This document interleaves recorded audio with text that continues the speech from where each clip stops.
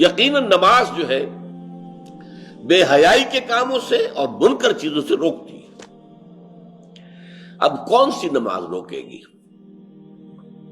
ہماری نماز نہیں روکتی۔ کیوں نہیں روکتی؟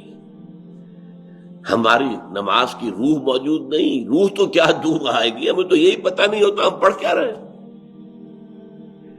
It's a parrot like repetition, یاد ہے بس پڑھ دیا جلدی سے جلدی کیا ہو، اللہ نہ خیر سن۔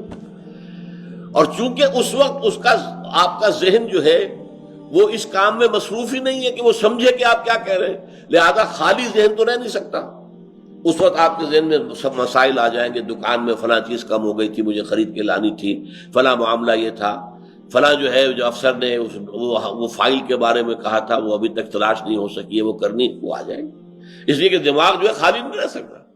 جب آپ کا دماغ نماز کے اندر انوالوڈ نہیں ہے تو ویکوم رہ نہیں سکتا اس دماغ میں، پھر وہ چیزیں آپ کی آئیں، اسی کے اوپر آپ کھڑے ہو کر زبان آپ کی پڑھ رہی ہوگی اور دماغ کہیں اور ہوگا۔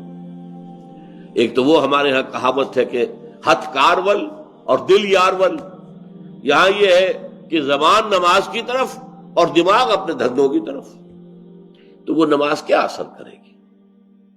لیکن نماز کی روح موجود ہو، اس میں حضور ہو کہ میں کھڑا ہوں، اللہ کے حضور میں ہوں، سجدہ کرے تو محسوس کرے کہ میں نے اللہ کے قدموں میں اپنا سر رکھ دیا ہے۔ یہ کیفیت نماز کی ہے تو یقیناً وہ انسان کے کردار پر اثر انداز ہوتی ہے۔